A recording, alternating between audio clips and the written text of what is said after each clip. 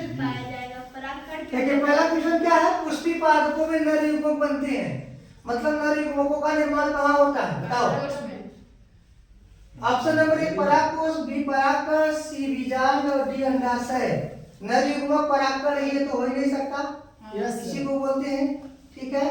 और इसके बाद क्या है, बीजांड जो है ये तो नर का भाग होता है, मादा का भाग होता है, अंडाशय की मादा यानी परागकण का निर्माण होता है। यस परागकोश सर, इसमें अभी आपको यस सर। ईमानदारी बताना, सही लगाई थी कि इसको हम भी पहली बार दूसरा वाला क्वेश्चन क्या है, परागकणों का निर्माण कैसे जी उसमें तो चलो गलत दे रहे हो, बी दे रहे हो मियोसिस मियोसिस सर। हाँ, उसमें आंसर बी दिया है किसमें दिया है? पहले वाले में।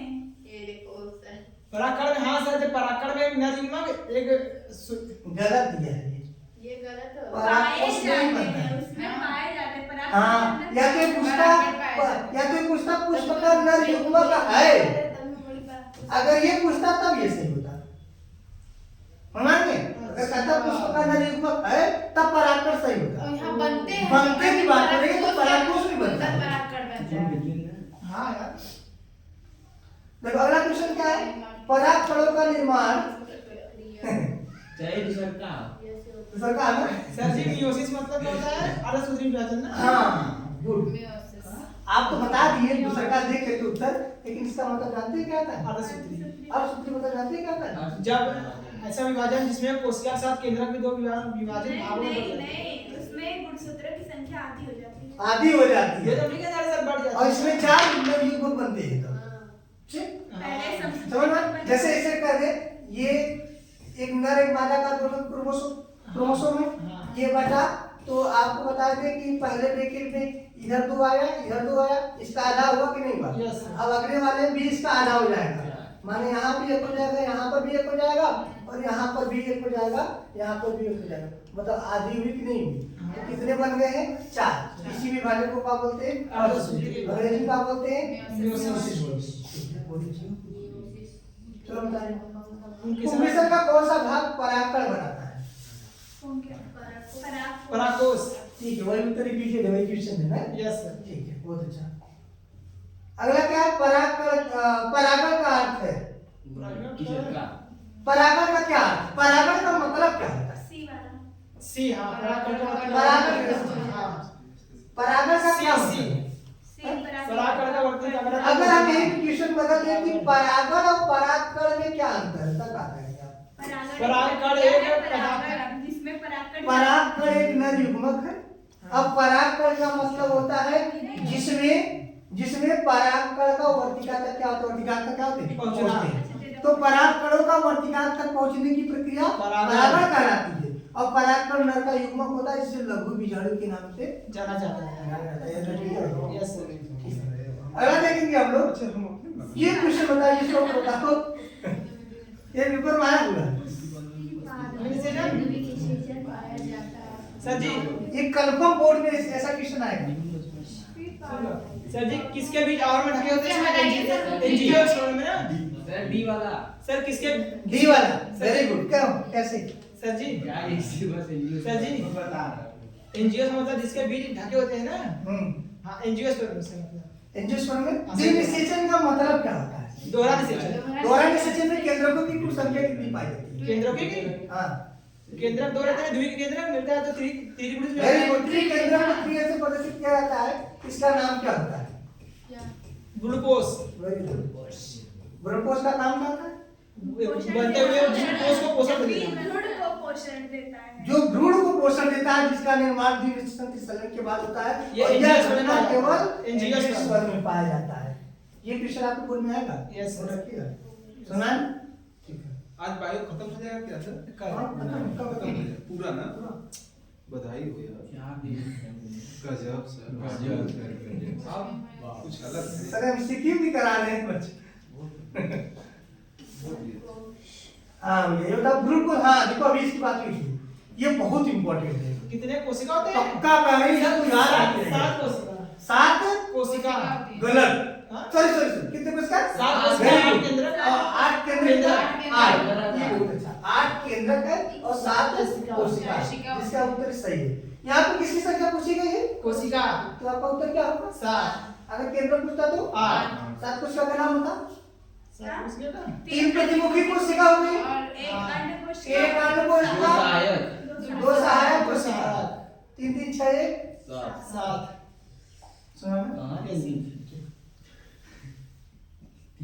परागनलिका का निर्माण होता है। परागनलिका का निर्माण होता है, माने परागनलिका किससे बनती है? परागनलिका हाँ, परागनलिका जिसे बोलते हैं पोलन ट्यूब। हाँ हाँ सर। पोलन ट्यूब कब बनता है? जब परागण हो जाता है तो परागकण क्या होते हैं? वर्तिका से नीचे उतरते हैं, माने अंडाशय की ओर जाते हैं, बीजाणु की ओर जाते हैं।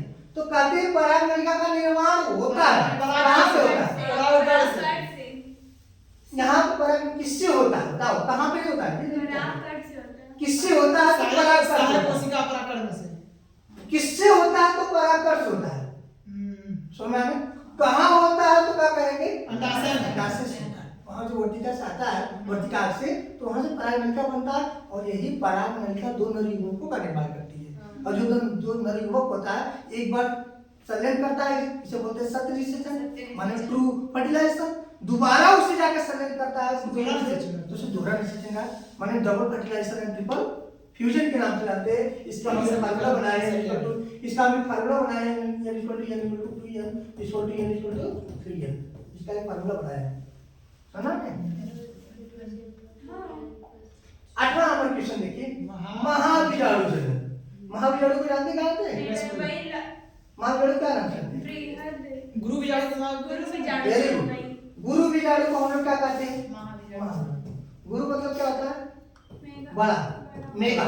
Microsporogenesis and megasporogenesis, there are two process present in angiosperm plant। माने आवृत्ति बीजी पादपों में लघु बीजाणु, गुरु बीजाणु 2 प्रोसेस होती है, 2 प्रक्रिया होती है।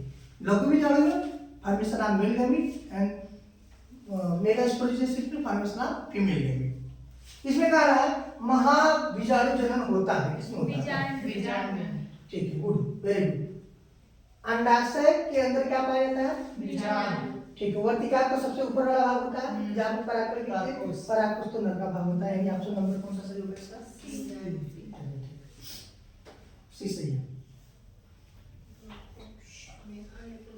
भ्रूणकोश में अंड कोशिका की संख्या कितनी पाई जाती है? कोश में अंड कोशिका एक ही होती है। सोच समझ के बताओ। कोश में अंड कोशिका की संख्या 2 होती है। एक होती सर। यस, कैसे? बाकी सब सारे भ्रूणकोश की संरचना है, ऊपर 3 प्रतिबिंब कोशिका, बीच में 2 ध्रुवीय से एक अंड कोशिका, बगल बगल सहायक अच्छा हाँ, कोशिका। एक अंड कोशिका होती है सर। हाँ? कैपिटल ये निधि तो पढ़े बहुत तो। सही। आगे देखिए, सहायक कोशिका पाई जाती है कहाँ? पाई जाती बीजाणु है? में। बीजाणु अंडाशय में, वो भ्रूण सहायक कोशिका कहाँ पाई जाती है? भ्रूणकोश में। अभी भी हमने भ्रूणकोश की चित्र बनाया था भैया। सहायक कोशिका वहीं पाई जाती है भैया, या बगल बगल जो सहायक कोशिका होती है, क्या होती है? ये समान नहीं है। ठीक है, इसका ऑप्शन नंबर कौन सही होगा भैया? सी वाला। चलिए ठीक है। परागकण की, ये आपके पेपर में आया हुआ है। चलिए, परागकण की बाहरी भित्ति क्या कहलाती है? एक्सटाइन काइटिन। एक्सटाइन। इंटाइन और एक्सटाइन 2 लेयर होता है। इंटाइन अंदर होती है। एक्सटाइन हाँ। और इंटाइन।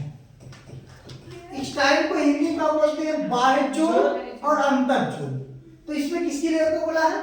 देखो आपको ट्रिक बता देते हैं। इन मतलब क्या होता है? अंदर। और एक्स मतलब क्या होता है? बाहर। तो पेपर में क्या पूछा है? बाहर। तो बाहर एक्सटाइन। पता मिला कि नहीं मिला? इंटाइन। मिला कि नहीं एक्सटाइन? अगर अंदर वाला हिंद का था, अंदर का काम होता था इंटाइन इंटाइन मार। यहाँ पे ऑप्शन नंबर कौन सा सही होगा? बी वाला। एक हम आप क्वेश्चन बना रहे हैं, बताइए परागकण का बाहरी चोल किससे मिलकर बना होता है? स्पोर जैसे स्पोरोपोलेनिन और आंतरिक पेप्टोसेल्यूलोज। पेप्टोसेल्यूलोज। ठीक, ये भी नोट करो, यहीं पे नोट करो। ये परागकण का जो बाहरी वाला आवरण होता है वो बना होता है किससे? स्पोरो, नोट करो आया स्पोरोपोलेनिन। स्पोरोपोलेनिन। बाह्य आवरण स्पोरोपोलेनिन। अगर आप सेम में बात कर रहे हैं नहीं पूछे थे, मतलब फिर बात पढ़ते हैं, पूरा नहीं सब पढ़ते हैं। और आंतरिक वाले लेयर का नाम क्या होता है इसका? पेप्टोसेल्यूलोज। और वो तुम बाहरी वाले पे भाग जाते हैं मतलब। धैर्य, कुछ सीखेगा धैर्य, पेशेंस रखनी चाहिए, पेशेंस। ये काम है, ये जिंदगी बहुत पीछे लग गई, चाहे हमें चाहे तो चाहे कोई, पेशेंस, धैर्य रखिए। टेक्टोसेलुलोज, जो आंतरिक होता है वो किससे बना होता है? टेक्टोसेलुलोज होता है, जो बाहरी आवरण होता है वो स्पोरोपोलिस जो आता है। हाँ वो दे दीजिए सर।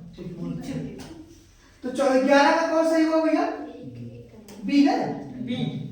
अब आपको देखो आ गया क्वेश्चन, टी वाला बताइए। बराबर जी निषेचन में दूसरा निषेचन होता है, किससे होता है? द्वितीयक नाभिक। वेरी गुड, किससे होता है? द्वितीयक नाभिक। द्वितीयक से होता है, याद रखिएगा, क्योंकि एक बार हो चुका था हमको कोशिका से, जब दूसरा का होगा तो द्वितीय जो दूसरा का नाभिक बना है, दूसरा का केंद्र बना, उससे संलग्न होगा। ऑप्शन नंबर सी यहाँ पे करेक्ट है। ठीक है, क्वेश्चन नंबर 12 13वां देखिए। एंडोस्पर्म का निर्माण होता है। एंडोस्पर्म का निर्माण किससे होता है? हिंदी में बताइए एंडोस्पर्म। एंडोस्पर्म को हिंदी में बोलते हैं क्या? अंतःत्वचा। हाँ? अंतःत्वचा। अंतर्बीजाणु होता है। अंतःबीजाणु। स्पर्म। अंतःबीजाणु। एंडोस्पर्म का निर्माण किससे होता है? एंडोस्पर्म अच्छा है, तो ये होता है भ्रूणपोष, इसे हिंदी में बोलते हैं भ्रूणपोष, सॉरी भ्रूणपोष बोलते हैं। तो द्विनिषेचन से होता है। एंडोस्पर्म को हिंदी में बोलते हैं, अंग्रेजी बोलते हैं, सॉरी एंडोस्पर्म को बोलते हैं भ्रूणपोष, और भ्रूणपोष को बोलते हैं, भ्रूणपोष को क्या बोलते हैं? एम्ब्रियोसाइट। एम्ब्रियोसाइट। हाँ क्या बोलते हैं? तो भ्रूणकोश को कहते हैं। हाथ कहा था एम्ब्रियोकोश, एंडोस्पर्म को बोलते हैं भ्रूणपोष से। द्विनिषेचन से फिर होता है। वाइब्रेशन से। हाँ ये है। हाँ। गुड, सही। 14 100 परागण का उदाहरण होता है। मक्का। मक्का। मक्का। स्वपरागण? स्वपरागण किसमें होता है? मक्का में होता है, गेहूं में होता है, पपीता में होता है, खजूर में होता है। मक्का में होता है। आपको पता है स्वपरागण जानने के लिए सबसे पहले हमें जानना होगा कौन पौधा द्विलिंगी खजूर में होता है। ना? बस द्विलिंगी रहेगा तभी स्वपरागण होगा। यस। बाइसेक्सुअल में होगा ना, तो होगा। Yes, sir. तो होता क्या होता है? गेहूं तो आपका एक लिंगी होता है, ये जान लो आप। और मक्का सर? मक्का भी होता है। एक लिंगी होता है। हाँ मक्का एक लिंगी होता है। आपको तो खजूरी खजूर सॉरी खजूर मतलब होगा सर। सर गेहूं हो रहा है। वो- क्या मतलब है? स्वपरागण का उदाहरण है। हाँ ये सरसों गुड़हल सब द्विलिंगी होता है, समझ में? इसमें 100 बराबर होता है, गेहूं होता है, इसको देख लीजिएगा। सर गेहूं में तो भी मक्का में तो हो सकता है ना। मक्का भी हो सकता है, पपीता भी हो सकता है। पपीता एक लिंगी होता है सर। पपीता एक लिंगी होता है। हाँ। पपीता में एक लिंगी होता है। पपीता का होगा पर पर परागण। परागण होगा। ये देख लीजिएगा थोड़ा खजूर। सा। ठीक ठीक ये वाला क्वेश्चन थोड़ा देख लीजिएगा 14 वाला, इसका खोज लीजिएगा उत्तर। पर परागण में सहायक कारक नहीं है। नहीं है। आप तो उत्तर पे आप वायु नहीं है। लेकिन सबका जवाब क्वेश्चन पे भाई मिट्टी नहीं है सर। कौन नहीं है? हाँ मिट्टी नहीं मिट्टी नहीं।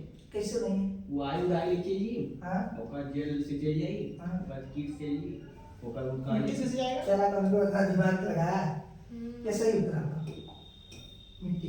पर परागण में मिट्टी किसी परागण को नहीं ले जाएगा ना। यस। वायु ले जा सकता है, जल ले सकता है, कीट ले सकता है, लेकिन मिट्टी कहाँ लेके जाएगा? चलिए ठीक है, तो समझ में आया? Yes. अच्छा क्वेश्चन था। सही सही। चलिए ठीक है, अब मानो जानने वाला बताएंगे आपको, ठीक है।